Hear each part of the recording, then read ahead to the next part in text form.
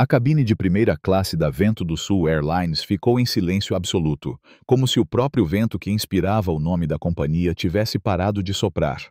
Sofia Almeida, uma jovem de 19 anos, descendente afro-indígena, com cabelos cacheados presos em um coque simples e olhos que brilhavam com a força de quem carrega a história de seus antepassados, permanecia firme em seu assento 3A. Vestia uma camiseta da Universidade de São Paulo, jeans gastos e tênis surrados, sem nenhum sinal de ostentação. Mas ali, naquele espaço reservado aos privilegiados, sua presença parecia incomodar. Ana Ribeiro, a comissária-chefe, com cabelos loiros perfeitamente alinhados e um sorriso que não alcançava os olhos, parou ao lado de Sofia, a voz cortante como uma faca de caça. Senhorita já disse, mova-se para a classe econômica onde é o seu lugar. Ela apontou para uma mulher branca, de meia idade, carregada de joias e com uma bolsa de grife, que aguardava com uma expressão de expectativa. A mão de Sofia tremia levemente enquanto alcançava o celular, abrindo a página de executivos da Vento do Sul Airlines. Ana, não é? Sua voz ecoou pela cabine, firme, carregada da dignidade herdada de seus avós quilombolas e indígenas. Quero que conheça alguém. Ela virou a tela para a comissária, mostrando uma foto ao lado de seu nome. Sou eu, Sofia Almeida, proprietária majoritária da Vento do Sul Airlines, sua chefe. Um murmúrio de espanto percorreu os passageiros. Ana ficou pálida, o rosto petrificado, enquanto a mulher de joias, Dona Beatriz Torres, recuou como se tivesse levado um golpe. Naquele instante, o que parecia uma simples disputa por um assento se transformou em um confronto que prometia abalar os alicerces da indústria aérea brasileira. Antes que a tensão explodisse, Sofia percebeu olhares curiosos e celulares discretamente apontados em sua direção. Entre os passageiros, Gabriel Costa, um advogado de direitos humanos de 32 anos, com dreadlocks curtos e óculos de armação fina, já gravava a cena, os dedos rápidos no celular enquanto tomava notas. Ele reconheceu o peso daquele momento, não apenas como testemunha, mas como alguém que dedicava a vida a combater injustiças. Ao lado de Sofia, um jovem funcionário de solo, Mateus, que havia embarcado como passageiro após um turno exaustivo, observava em silêncio, os olhos arregalados. Descendente de uma comunidade ribeirinha do Amazonas, Mateus sabia bem o que era ser julgado pela cor da pele ou pela origem, mas nunca imaginou que uma jovem como ele, com traços tão semelhantes aos seus, pudesse deter tanto poder. O que ninguém na cabine sabia era que aquele voo de São Paulo a Manaus não era apenas uma viagem qualquer para Sofia, era uma missão. E o que estava por vir mudaria para sempre a Vento do Sul Airlines e, quem sabe, toda a aviação brasileira. Sofia Almeida não era uma passageira comum. Aos 17 anos, enquanto seus colegas de escola se preocupavam com o vestibular ou festas de formatura, ela desenvolvia um algoritmo revolucionário para a logística aérea. Inspirada pelas histórias de seus avós, que enfrentaram discriminação nas terras quilombolas do interior de São Paulo e nas aldeias indígenas do Mato Grosso, Sofia criou um código capaz de prever padrões climáticos, otimizar o consumo de combustível e reduzir atrasos em voos em impressionantes 45%. Grandes companhias aéreas, incluindo a Vento do Sul, correram para licenciar sua tecnologia, mas Sofia tinha planos maiores. Seus pais, João e Mariana Almeida, haviam sofrido na pele o peso do racismo na própria Vento do Sul. João, um engenheiro aeronáutico brilhante, foi repetidamente preterido em promoções, vendo colegas brancos menos qualificados ascenderem. Mariana, ex-comissária de bordo, deixou a empresa após anos enfrentando microagressões diárias, desde comentários sobre seu cabelo afro até insinuações de que não se encaixava na imagem da companhia. Essas histórias moldaram a missão de Sofia, transformar a indústria aérea de dentro para fora, com a força da sabedoria ancestral que valorizava a justiça e a comunidade acima de tudo. Usando os milhões ganhos com as patentes de seu algoritmo, ela executou uma manobra financeira ousada, adquirindo, em segredo, 51% das ações da Vento do Sul através de uma rede complexa de empresas de fachada e veículos de investimento. O mundo corporativo não suspeitava que uma jovem afro-indígena agora controlava uma das maiores companhias aéreas do Brasil. Apenas uma pessoa conhecia seu segredo: Dona Clara Mendes, uma líder comunitária de 62 anos, descendente de quilombolas do Vale do Ribeira, que descobrira o talento de Sofia em uma feira de ciências na periferia de São Paulo. Clara, com sua experiência como ativista e ex-executiva de uma ONG de direitos indígenas, tornou-se sua mentora, guiando-a com conselhos que ecoavam a sabedoria dos anciãos. Observe antes de agir. Conheça o terreno como nossos antepassados conheciam a floresta. Foi exatamente isso que Sofia planejou naquele voo transcontinental, disfarçada como uma estudante comum, para vivenciar a experiência real dos passageiros da Vento do Sul. Mas Sofia não contava com a hostilidade imediata de Ana Ribeiro. A comissária, com 15 anos de casa, ingressara na Vento do Sul quando a companhia ainda promovia sua imagem de padrão brasileiro, um eufemismo para uma equipe predominantemente branca e elitista. Conforme a empresa, sob pressão social, começava a diversificar sua equipe, o ressentimento de Ana crescia. Relatórios internos, que Sofia mais tarde descobriria, mostravam 14 queixas de discriminação contra ela ao longo dos anos, todas misteriosamente arquivadas graças à influência de Eduardo Vasconcelos, o CEO da companhia. Eduardo, um homem branco de 57 anos, com conexões políticas e uma fortuna herdada, considerava-se o verdadeiro guardião da Vento do Sul. Ele ficou furioso quando investidores anônimos adquiriram a maioria das ações, mas ainda não havia identificado Sofia como a mente por trás da operação. Enquanto Sofia se acomodava no assento 3A, notou Gabriel Costa, o advogado, ao seu lado, imerso em documentos jurídicos. A logomarca do escritório Costa e Associados, especializado em direitos civis, chamou sua atenção, mas ela não deu importância. Ao mesmo tempo, Mateus, sentado algumas fileiras atrás, observava a interação com Ana, reconhecendo o tom que já ouvira tantas vezes nos bastidores da empresa, onde funcionários negros ou indígenas eram tratados como invisíveis. Quando o embarque estava quase concluído, o celular de Sofia vibrou com uma mensagem de um número desconhecido. Sabemos quem você é. Fique no seu lugar ou vai se arrepender. Ela encarou a tela, o coração disparado. Alguém sabia de sua identidade, mas quem? E como? O som pesado da porta do Boeing 787, se fechando, selou a cabine, e o avião começou a vibrar com a energia pré-voo. Sofia guardou o celular, a mensagem ainda queimando em sua mente. Ela precisava manter a calma como Clara a aconselhara, e observar. Mas nunca imaginou que se tornaria o centro de um incidente antes mesmo de o voo decolar. Ana Ribeiro voltou a circular pela primeira classe, oferecendo sorrisos calorosos e cumprimentos personalizados aos passageiros brancos. Senhor Oliveira, que prazer vê-lo novamente. Senhora Mendes, seu champanhe de sempre? Mas quando chegou a Sofia, seu tom gelou. Passagem, exigiu, estendendo a mão. Sofia entregou o cartão de embarque. Boa tarde, disse com cortesia, mas Ana examinou o documento com desconfiança, os olhos semicerrados. Tem certeza de que está na seção certa? Sua voz era alta o suficiente para atrair olhares. Sim, assento 3A, Sofia respondeu apontando para o lugar designado. Ana franziu os lábios. Essas passagens podem ser confusas. Aqui é a primeira classe. A econômica fica lá atrás. Gabriel ergueu os olhos dos documentos, franzindo a testa. Eu sei o que é primeira classe, Sofia respondeu calmamente. Este é meu assento. Ana suspirou, dramática, e seguiu adiante, mas voltou minutos depois com outro comissário, Diego, um homem negro em seus 20 anos, visivelmente desconfortável. Temos uma situação, Ana anunciou em voz alta. Esta jovem parece confusa sobre sua atribuição de assento. Diego verificou a passagem de Sofia e assentiu. Tudo certo, Ana. Ela está no 3A.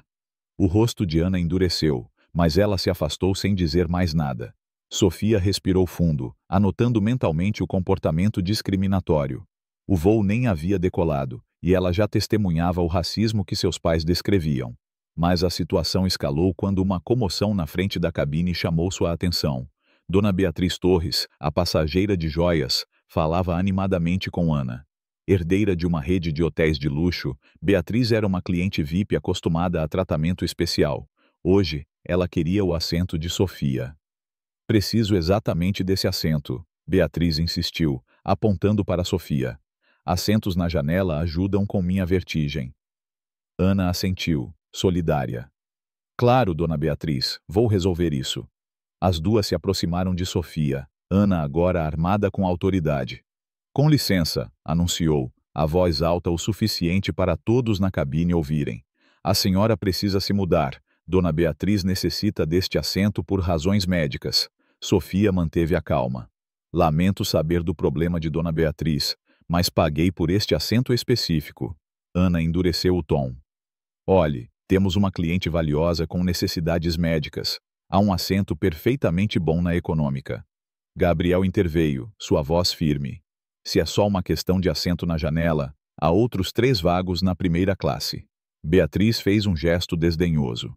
Esses não servem. Preciso deste lado do avião. A tensão cresceu, com Ana falando cada vez mais alto, atraindo olhares curiosos e desconfortáveis dos outros passageiros.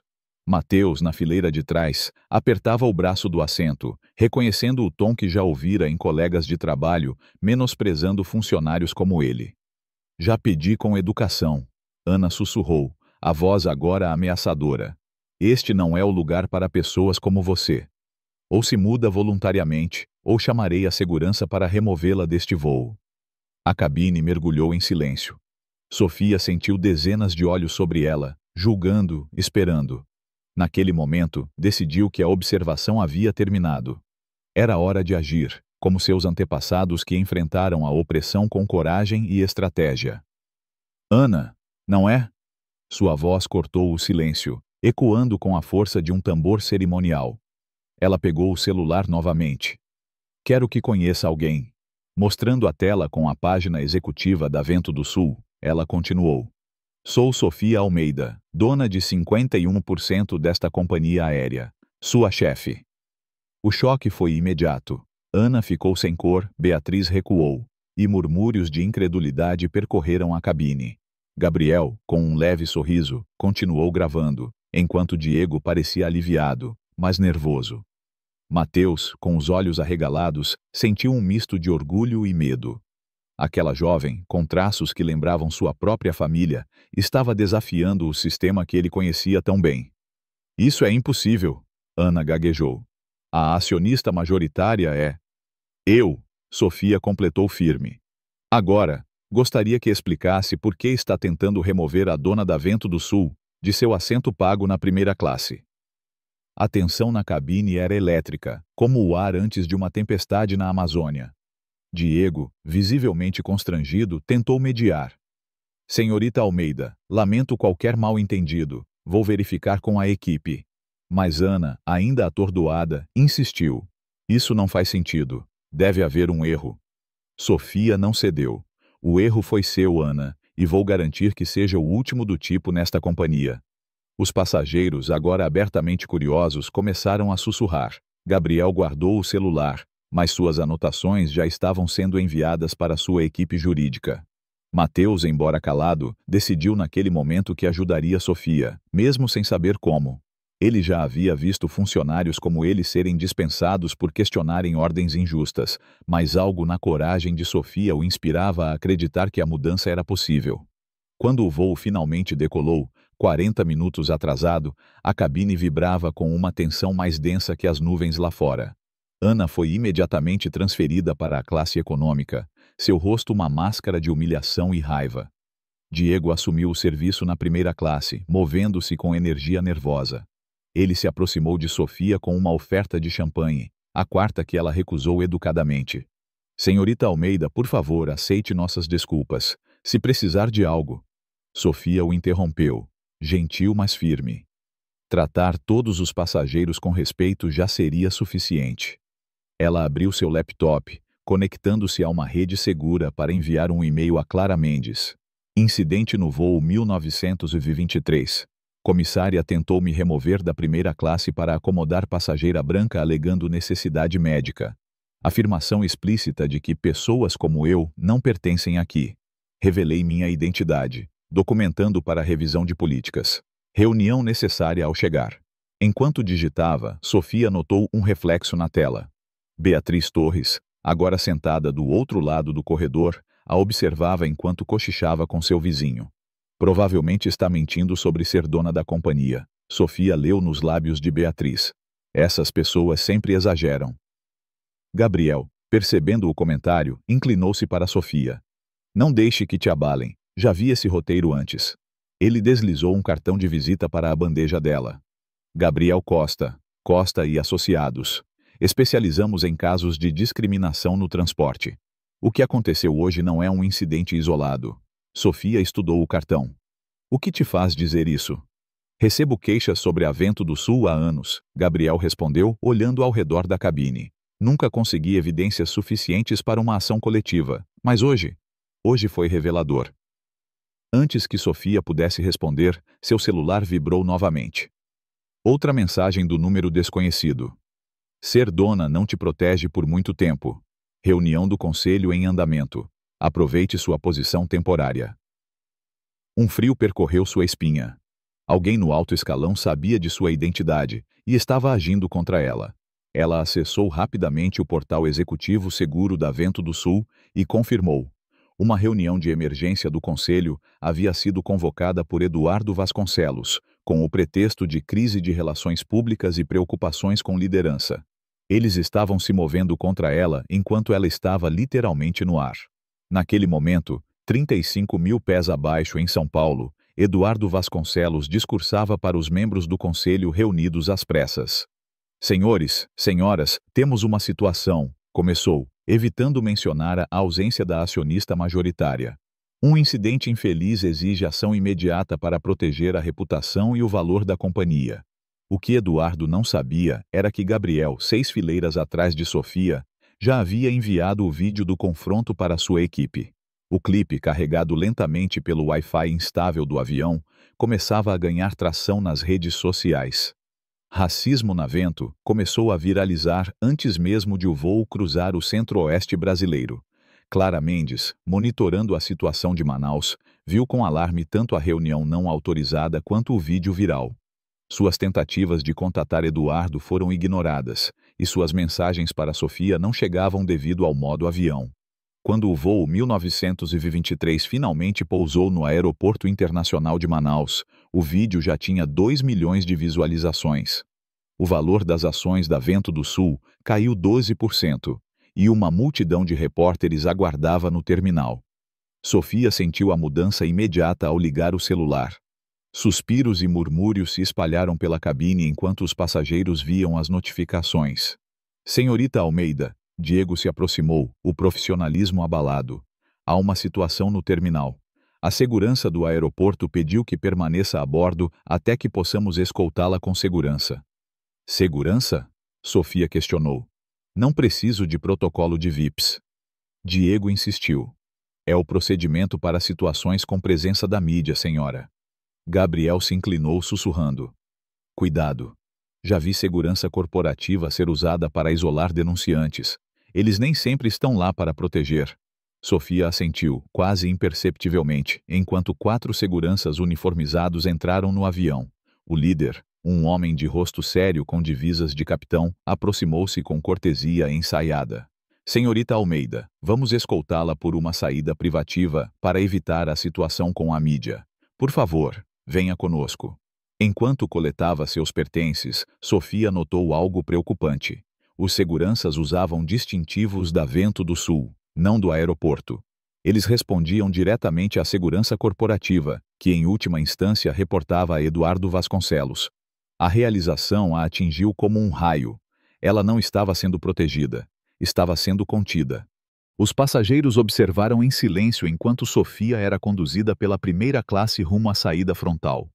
Beatriz Torres sorriu abertamente ao vê-la passar. Pelas pequenas janelas do avião, Sofia vislumbrou a mídia reunida na pista, câmeras prontas, mas os seguranças a levaram por uma escada de serviço até um veículo preto com vidros fumê. Esperem, Sofia protestou. Preciso fazer uma declaração. Ordens diretas da corporação, senhorita Almeida. O líder da segurança a interrompeu. É para sua segurança.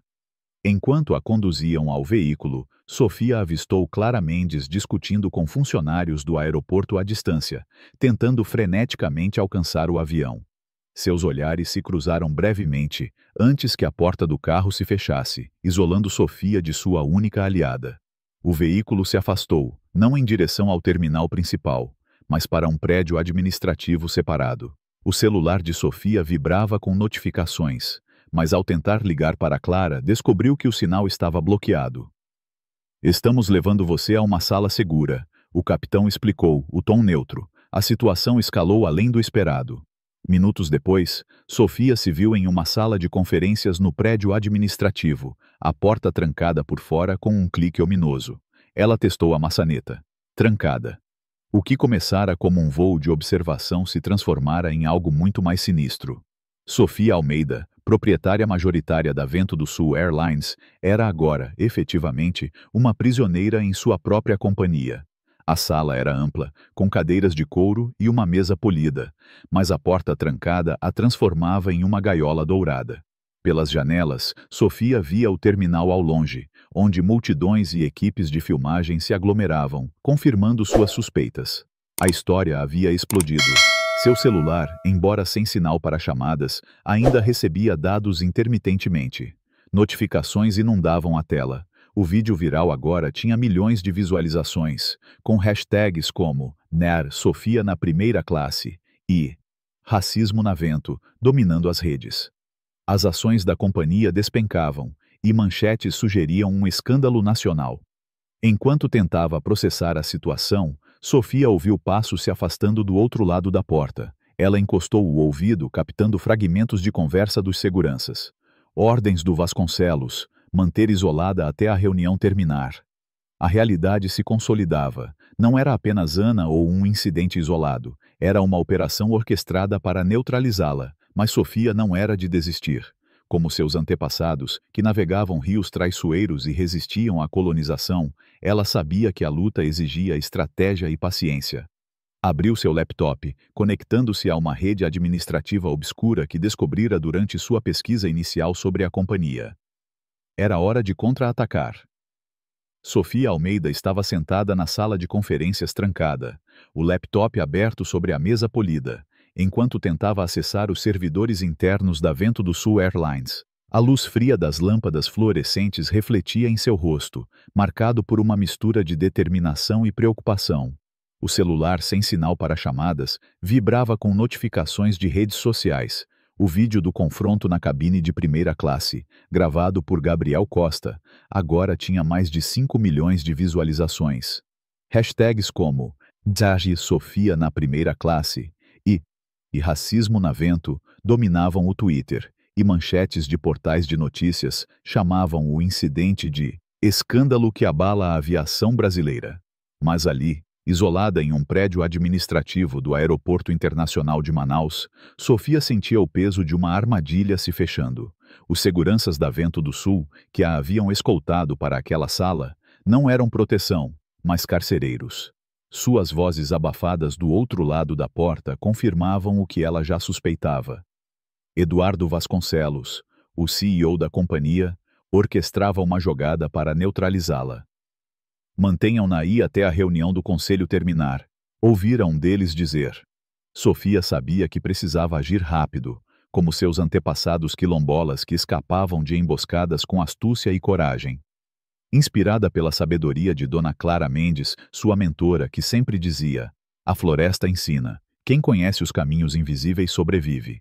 Sofia abriu uma conexão segura em seu laptop, explorando uma rede administrativa que havia descoberto durante sua auditoria inicial da companhia.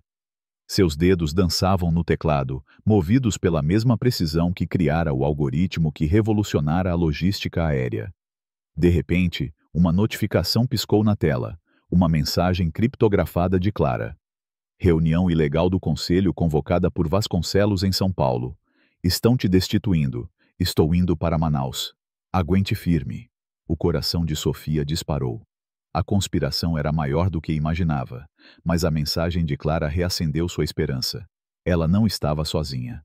Como os tambores que conectavam comunidades distantes, a solidariedade de seus aliados começava a ecoar.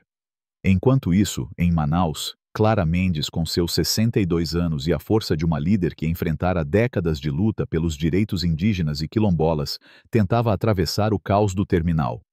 Vestida com uma saia colorida que homenageava os padrões de sua ancestralidade do Vale do Ribeira, ela segurava um celular pré-pago, comprado às pressas para evitar rastreamento. Suas tentativas de contatar Sofia pelo número principal haviam falhado, confirmando suas suspeitas de que a segurança corporativa usava bloqueadores de sinal. Clara, que já enfrentara barricadas policiais em protestos por terras indígenas, não se intimidava. No terminal, ela encontrou resistência. Seguranças da Vento do Sul, sob ordens de Eduardo, bloquearam seu acesso à área administrativa. Sou Clara Mendes, consultora executiva da companhia, disse, mostrando credenciais que ainda não haviam sido revogadas. O segurança, um homem jovem com rosto impassível, checou um tablet. Desculpe, senhora, suas credenciais estão suspensas por ordem do CEO interino, Sr. Vasconcelos. Clara ergueu uma sobrancelha. CEO interino? Sem votação do conselho e sem a acionista majoritária? Isso é ilegal. O segurança hesitou, mas manteve a postura. Clara recuou, sabendo que forçar passagem só complicaria as coisas. Como uma curandeira que lê os sinais da natureza, ela decidiu buscar outro caminho. Do outro lado do Brasil, em São Paulo, Eduardo Vasconcelos conduzia a reunião do conselho com a confiança de quem manipulava o jogo corporativo há décadas. Aos 57 anos, com cabelos grisalhos impecavelmente penteados e um terno italiano que custava mais do que o salário anual de um funcionário de solo, Eduardo projetava a imagem de um líder intocável. Sentado à cabeceira de uma mesa de mogno, ele falava com tom grave, enquanto os membros do conselho, muitos deles aliados de longa data, ouviam atentamente. Senhores e senhoras, enfrentamos uma crise sem precedentes. Começou, omitindo que Sofia, a acionista majoritária, não fora notificada. Uma jovem inexperiente usando alegações de discriminação ameaça a estabilidade da Vento do Sul. Minha liderança temporária é necessária para proteger nossa reputação e o valor das ações. Ele apresentou documentos cuidadosamente preparados, sugerindo que Sofia era uma investidora impulsiva, incapaz de gerir uma companhia aérea. O que Eduardo não sabia era que naquele exato momento, o vídeo de Gabriel Costa explodia nas redes. Postado com a legenda "Racismo descarado na Vento do Sul, jovem negra dona da companhia é humilhada", o clipe mostrava Ana Ribeiro exigindo que Sofia cedesse seu assento e culminava com a revelação chocante de sua identidade. Comentários indignados inundavam a internet e movimentos sociais como o coletivo Quilombo Vivo começaram a organizar protestos no aeroporto de São Paulo. Enquanto a tempestade digital ganhava força, Sofia, na sala trancada, conseguiu acessar os servidores internos. Seus olhos se arregalaram ao ver uma pasta sendo deletada em tempo real. O arquivo de queixas de discriminação, contendo centenas de relatos de funcionários e passageiros, estava desaparecendo. Eles estão apagando as provas, murmurou, o estômago revirando. Mas Sofia não era novata em tecnologia. Antes de adquirir a Vento do Sul, ela criara backups redundantes, uma precaução inspirada pelas histórias de seus avós, que guardavam sementes para sobreviver a tempos de escassez. Trabalhando rápido, ela transferiu os arquivos salvos para um servidor externo seguro. Foi então que recebeu uma mensagem inesperada, não de Clara, mas de uma fonte anônima dentro da companhia. Sou Luana, técnica de TI. Sei quem você é. Eles estão destruindo tudo. Posso ajudar. Sofia hesitou. Poderia ser uma armadilha. Mas a mensagem incluía um anexo, um extrato de uma conta offshore em nome de Eduardo Vasconcelos, com depósitos regulares de uma empresa ligada à investidora Catarina de Almeida, uma figura influente no conselho. Luana, descendente de quilombolas do Maranhão, trabalhava nos bastidores da Vento do Sul e testemunhara o racismo sistêmico contra colegas como ela. Inspirada pelo vídeo viral de Sofia, decidiu arriscar tudo para ajudar. Sofia respondeu com cautela. Como posso confiar em você? Luana enviou outro arquivo, uma gravação de áudio interna onde Eduardo instruía gerentes a manter o perfil tradicional de passageiros na primeira classe. A voz dele era clara. Nada de confusão com passageiros que não se encaixam. Encontrem pretextos, mas mantenham a cabine limpa. Sofia sentiu um frio na espinha.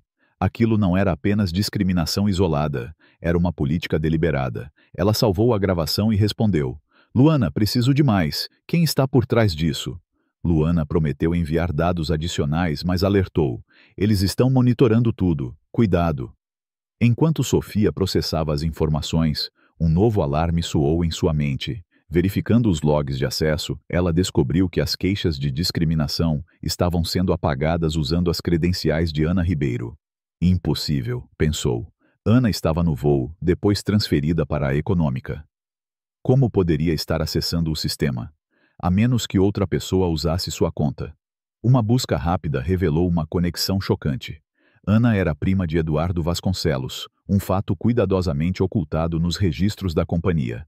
Eles trabalhavam juntos há anos, com Ana servindo como os olhos e ouvidos de Eduardo na tripulação, ajudando a silenciar vozes dissidentes. Fora da sala, o caos no aeroporto crescia. Repórteres cercavam o terminal, entrevistando passageiros do voo 1923 que confirmavam o comportamento de Ana. Foi nojento, disse uma mulher de meia-idade à Globo News. A comissária a tratou como se ela não pertencesse ali, mesmo com a passagem certa. Outro passageiro, um estudante universitário, acrescentou: quando ela disse que era a dona, a cara da comissária, nunca vi alguém tão sem graça. Enquanto isso, Ana, agora na área de desembarque, enfrentava sua própria multidão de câmeras. Lágrimas escorriam por seu rosto, borrando a maquiagem perfeita. Dediquei 15 anos a Vento do Sul, soluçou, em uma declaração ensaiada.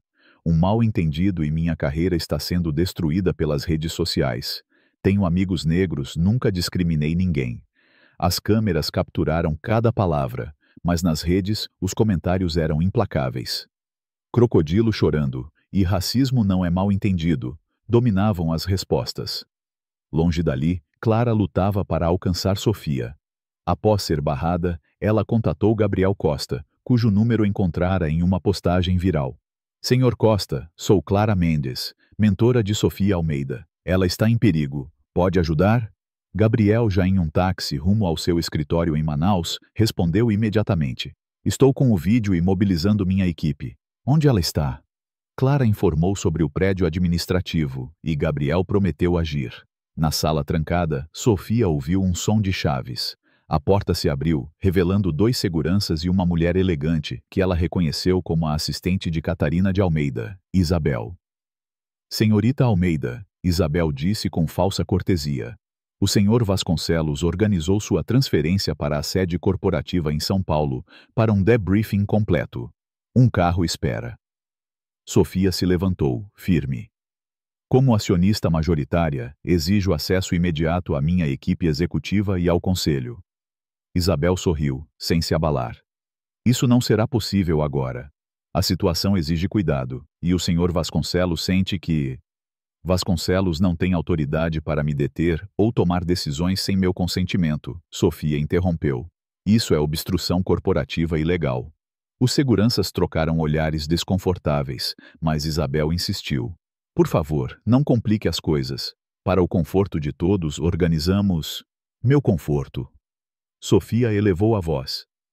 Foi para meu conforto que me trancaram aqui? Ou que Vasconcelos está dando declarações não autorizadas à imprensa?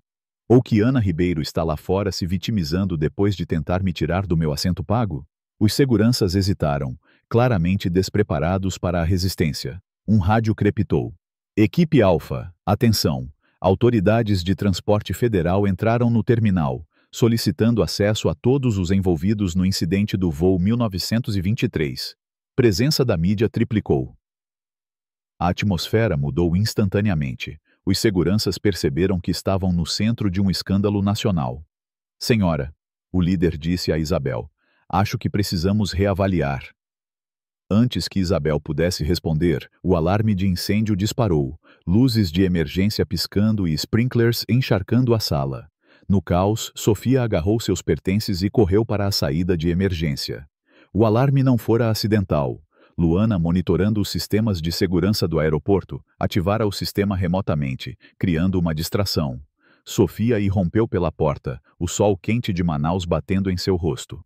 À espera, em um carro discreto, estava Clara Mendes, a porta do motorista aberta. Entre! Clara gritou sobre o barulho dos alarmes. Vasconcelos está jogando pesado. Ele deletou os arquivos de queixas e convenceu metade do conselho que você está armando um golpe publicitário. Sofia mergulhou no banco do passageiro enquanto seguranças emergiam do prédio atrás delas. Clara acelerou, desviando por estradas secundárias do complexo aeroportuário. Como você me encontrou? Sofia perguntou, ofegante. Clara sorriu, os olhos fixos na estrada. Luana, ela me contatou depois de te mandar os arquivos. Essa garota é um gênio como você. 20 minutos depois, elas chegaram a um hotel modesto na periferia de Manaus, reservado sob um pseudônimo por Clara. A suíte simples, com vista para o Rio Negro, tornou-se o quartel-general improvisado. Sofia abriu o laptop, conectando-se a uma rede segura fornecida por Luana. Os arquivos que ela salvara revelavam o alcance da conspiração. Além das contas offshore, havia e-mails entre Eduardo e Catarina discutindo como neutralizar Sofia antes que ela pudesse implementar mudanças. Um documento interno, assinado por Eduardo, detalhava um fundo secreto de 10 milhões de reais anuais para gerenciar queixas de discriminação, com acordos de confidencialidade que silenciavam vítimas. Isso é crime, Clara murmurou, olhando por cima do ombro de Sofia. Não estão só encobrindo racismo, estão lucrando com ele. Sofia assentiu, os olhos estreitados. E vai além da Vento do Sul. Olhe isso. Ela mostrou uma troca de mensagens entre Catarina e executivos de outras companhias aéreas, compartilhando estratégias de gerenciamento de passageiros. A linguagem era codificada, mas clara. Manter cabines premium alinhadas com o perfil tradicional e evitar conflitos demográficos. Era uma conspiração setorial, enraizada em práticas racistas. Enquanto processavam as evidências, o celular pré-pago de Clara tocou. Era Gabriel Costa. Sofia, Clara, estou no meu escritório com minha equipe. O vídeo está causando um terremoto. 3 membros do conselho estão questionando a reunião de Vasconcelos. Podemos encontrá-los, mas precisam vir agora. Vasconcelos contratou seguranças privados e eles estão procurando vocês. Sofia olhou para Clara, que assentiu. Vamos, disse Sofia, fechando o laptop. Mas primeiro preciso de uma última coisa de Luana. Ela enviou uma mensagem. Luana, acesse as câmeras de segurança do prédio administrativo. Vasconcelos e Ana estiveram lá juntos? Minutos depois, Luana respondeu com um vídeo granulado mostrando Ana entrando por uma porta lateral, seguida por Eduardo, que a conduzia com um braço protetor. Eles estão juntos nisso desde o começo, Sofia concluiu. Ana não é só uma comissária, é a chave para desmascarar Vasconcelos. No escritório de Gabriel, a atmosfera era elétrica. A equipe jurídica, composta por jovens advogados de diversas origens, trabalhava freneticamente, preparando moções para impedir a destruição de mais evidências. Gabriel projetou o vídeo do voo em uma tela, enquanto um advogado estagiário, Ícaro, descendente de uma comunidade indígena do Xingu, analisava os documentos fornecidos por Luana. Isso é maior do que imaginávamos, Gabriel disse, apontando para os extratos offshore. Vasconcelos e Catarina não estão só encobrindo discriminação, eles desviam dinheiro da companhia para silenciar vítimas. Clara, sentada ao lado de Sofia, acrescentou. E usaram Ana como peça central. Ela reportava qualquer funcionário ou passageiro que questionasse o sistema. Sofia, absorvendo tudo, teve uma ideia. Precisamos divulgar isso antes que eles terminem de apagar as provas. Gabriel, você tem contatos na imprensa? Gabriel sorriu. Já mandei o vídeo para o Intercept Brasil. Eles estão preparando uma matéria. Mas precisamos de você na frente das câmeras, Sofia. Sua voz é o que vai mudar o jogo. Enquanto planejavam, uma nova notificação chegou no celular de Sofia, enviada por Luana. Atenção, seguranças privados contratados por Vasconcelos estão no hotel. Saiam agora.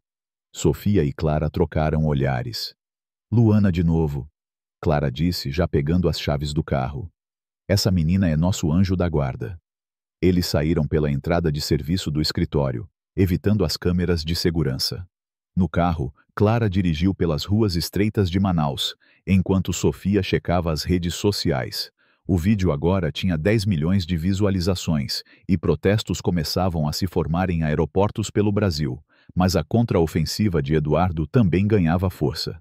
Postagens patrocinadas questionavam a legitimidade de Sofia, chamando-a de ativista inexperiente, que usava alegações de racismo para tomar o poder. Comentários racistas inundavam suas redes, mas entre eles, vozes de apoio cresciam, especialmente de comunidades quilombolas e indígenas, que viam em Sofia uma símbolo de resistência. Quando chegaram ao esconderijo seguinte, um galpão abandonado cedido por um aliado de Gabriel, Sofia abriu o laptop novamente. Luana enviara mais dados. Uma lista de funcionários demitidos após queixas de discriminação, muitos deles negros ou indígenas, como Mateus, o jovem que testemunhara o incidente no voo. Sofia decidiu contatá-lo. Mateus, sou Sofia Almeida. Você viu o que aconteceu no voo. Pode nos ajudar? Mateus, hesitante, respondeu. Eu sei como eles tratam gente como nós, mas tenho medo de perder meu emprego. Sofia, com a empatia de quem compartilhava sua luta, garantiu. Você não está sozinho, vamos mudar isso juntos. Mateus prometeu compartilhar o que sabia sobre as práticas discriminatórias no setor de solo, onde funcionários negros eram frequentemente relegados a turnos noturnos ou tarefas braçais. Enquanto a noite caía sobre Manaus, Sofia, Clara e Gabriel finalizavam o plano. Eles se encontrariam com os membros do Conselho Dissidentes no escritório de Gabriel ao amanhecer, armados com as provas de Luana e o depoimento potencial de Mateus. Mas Sofia sabia que o tempo era curto. Eduardo estava consolidando o poder, destruindo evidências e contratando seguranças que operavam nas sombras. Ele escolheu a luta errada, Sofia disse, os olhos brilhando com a força de seus antepassados. Como a floresta, vamos crescer ao redor dele até que não reste espaço para suas mentiras. Clara colocou a mão em seu ombro. Você é a semente que eles não viram brotar. Agora, vamos mostrar a eles a força de uma árvore. A batalha pela Vento do Sul havia escalado de um confronto na cabine para uma guerra corporativa, e Sofia estava pronta para lutar, não só por justiça, mas por um futuro onde todos pertencessem à primeira classe. O amanhecer em Manaus pintava o céu com tons de laranja e roxo, como uma oferenda à Mãe Terra, enquanto Sofia Almeida, Clara Mendes e Gabriel Costa se preparavam para o confronto final. O galpão abandonado, agora um refúgio improvisado, vibrava com a energia de uma batalha iminente. Sofia, com os cabelos cacheados soltos e uma camiseta estampada com o símbolo de uma árvore ancestral, símbolo de resistência de sua comunidade afro-indígena, revisava as evidências no laptop. Os arquivos salvos por Luana, a técnica de TI que arriscara tudo, revelavam a extensão da conspiração orquestrada por Eduardo Vasconcelos e Catarina de Almeida.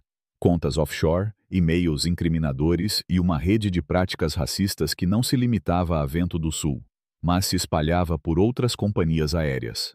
Ao lado, Clara, com a sabedoria de seus 62 anos e a força de uma líder quilombola, organizava anotações para a reunião de acionistas marcada para aquela manhã.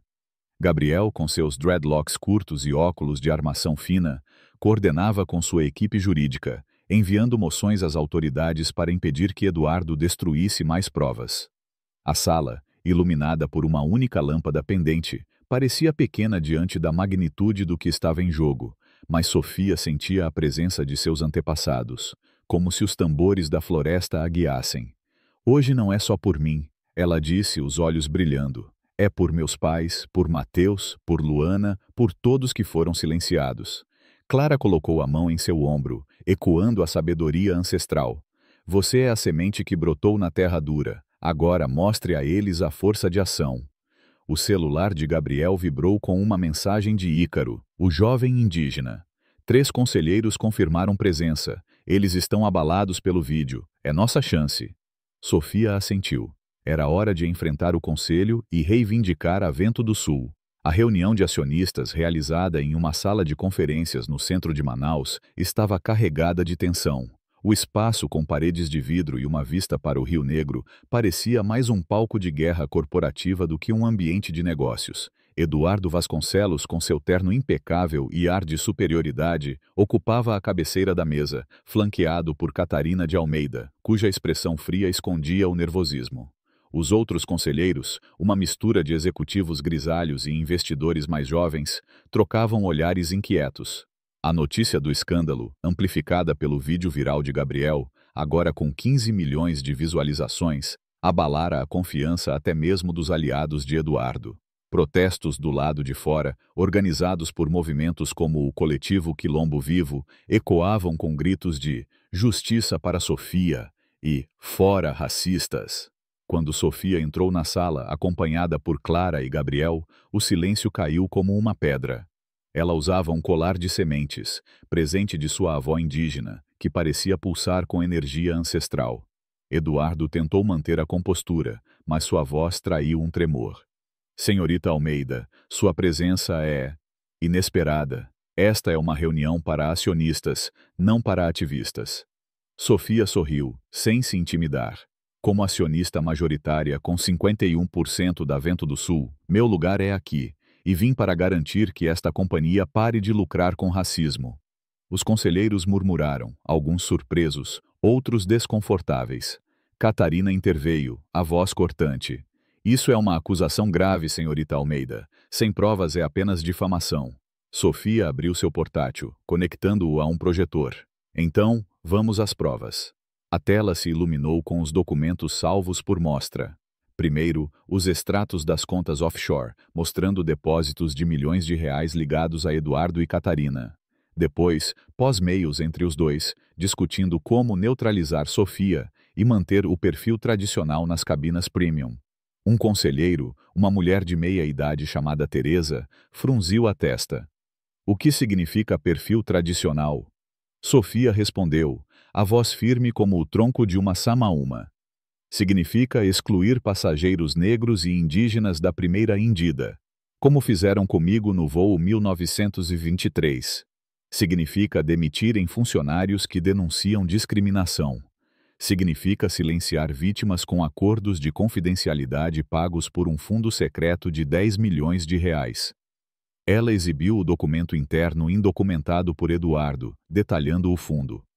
A sala explodiu em murmúrios. Eduardo se levantou, o rosto vermelho.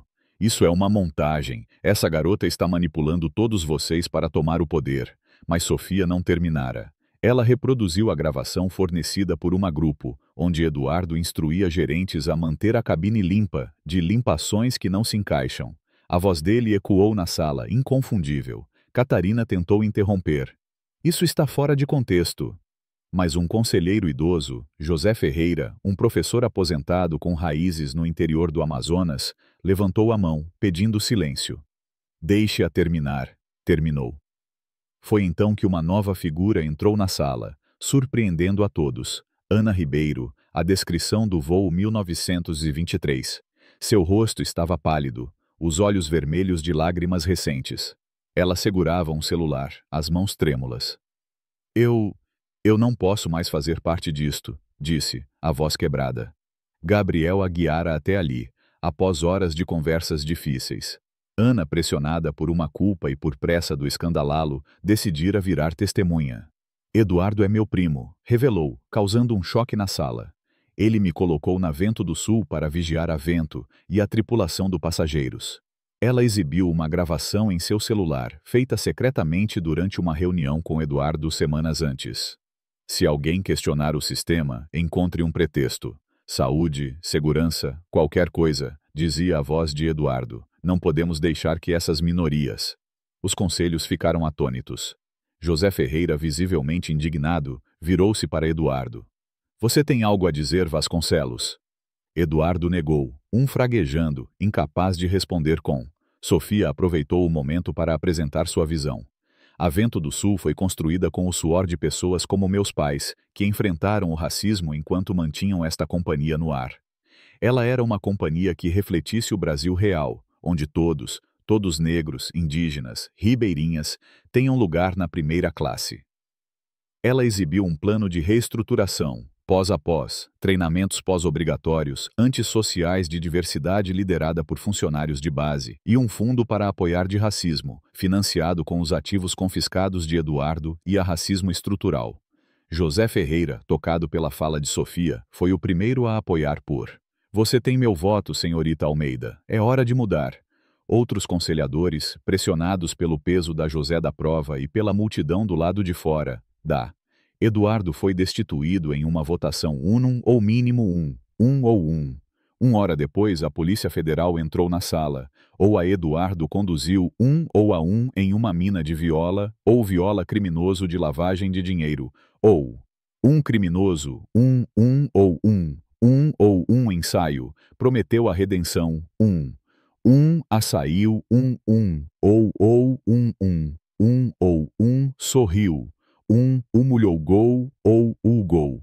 Enquanto um homem, um erro, um homem, um jovem liderada por liderada como uma jovem José, ou erro erro de erros ou erro erro de restrução, erro em erro, na erro de cribeiro erro erro na promoção, a erro, implementou erro de erros de discriminação na erro ou a erro que a jovem erro ou erro, foi erro de erro. Jovem de erro, erro, ergo, erro, erro no erro, erro de a erro que erro a erro, erro. A campanha de erro erro, erro, erro de erro, ou erro, ou erro, erro. O erro do erro é erro, batizado de erro, financiou erro por erros, ou erro erro, ou erro por erro. A erro, errou ou erro. Erro depois, a empresa realizou evento erro em erro às margens da erro do erro erro, subiu ao palco, ou erro, por erro ou por erro. Erro em erro. O erro de erro era erro ao erro. Erro ou erro nos erros, ou erro que a erro só erro, ou erro tem erro, ou erro. A erro, erro, erro, erro, erro, erro na erguida. Erro de erro, erro com erro do erro, erro, seguido por erro, erro, ou erro, pintado com erro, ou erro, a erro, a erro. A erro de erro, ou erro a, erro, ou erro, erro, seus erros na erro erguidaida. Conseguiu, sussurrou. Erro, ou erro, ou erro, ou erro. Erro na. Erro do agora erro de voava mais erro, carregando o erro de uma jovem que a com a erro de suas A história de Sofia Almeida, uma jovem afro-indígena que enfrentou o racismo e transformou a Vento do Sul Airlines, é como uma semente que brota em solo pedregoso, mostrando a força da resistência e da justiça. Como descendente de comunidades quilombolas e indígenas, sinto que essa narrativa ressoa com os ensinamentos dos meus antepassados, que sempre valorizaram a união, a coragem e o respeito pela terra e pelas pessoas. A jornada de Sofia me tocou profundamente, pois reflete a luta diária de muitos de nós contra sistemas que tentam nos silenciar. Sua determinação em revelar a verdade, mesmo sob ameaças, me lembra que a mudança começa quando enfrentamos a injustiça com a cabeça erguida, como uma árvore que cresce apesar das tempestades. Um dos maiores aprendizados que tiro dessa história é a importância da comunidade. Sofia não venceu sozinha. Ela contou com Clara, Luana, Gabriel, Mateus e Ícaro, cada trazendo sua força, como os rios que se juntam para formar o Amazonas. Na cultura indígena, aprendemos que ninguém é uma ilha. Somos uma floresta, interligados. Aplico isso na minha vida buscando aliados que compartilhem valores de igualdade e respeito, construindo redes de apoio para enfrentar desafios. Outra lição é a paciência estratégica. Sofia, guiada pela sabedoria de Clara, observou antes de agir como um caçador na mata. Isso me ensina a planejar cuidadosamente minhas ações, especialmente em situações de conflito, para que minha voz tenha impacto. Além disso, a história de Sofia destaca o poder da verdade. Ao expor as práticas racistas da Vento do Sul, ela não apenas derrubou os poderosos, mas abriu caminho para um futuro mais justo. Isso me inspira a ser honesto e corajoso, mesmo quando a verdade é incômoda. Na minha comunidade, aplico isso denunciando pequenas injustiças, como a exclusão em espaços de trabalho, e incentivando outros a fazerem o mesmo. Por fim, Sofia mostrou que a liderança verdadeira vem do serviço aos outros. Ao criar o Fundo Justiça Ancestral, ela honrou suas raízes, usando seu poder para uplifting os marginalizados. Isso me motiva a contribuir para minha comunidade, seja ensinando jovens ou preservando nossas tradições. Essas lições me guiam como uma constelação no céu noturno, mostrando que, com coragem, união e verdade, podemos transformar realidades opressivas. Como Sofia, quero ser uma semente que cresce, não para mim, mas para fortalecer a floresta que é meu povo. Se essa história te inspirou, junte-se a nós nessa jornada. Curta este vídeo, compartilhe com seus amigos e familiares para espalhar a mensagem de justiça e inclusão. Inscreva-se no canal para mais histórias que celebram a força das nossas raízes brasileiras. E deixe seu comentário abaixo. O que você aprendeu com Sofia? Como podemos construir um Brasil mais justo juntos? Sua voz importa. Vamos voar na primeira classe da mudança.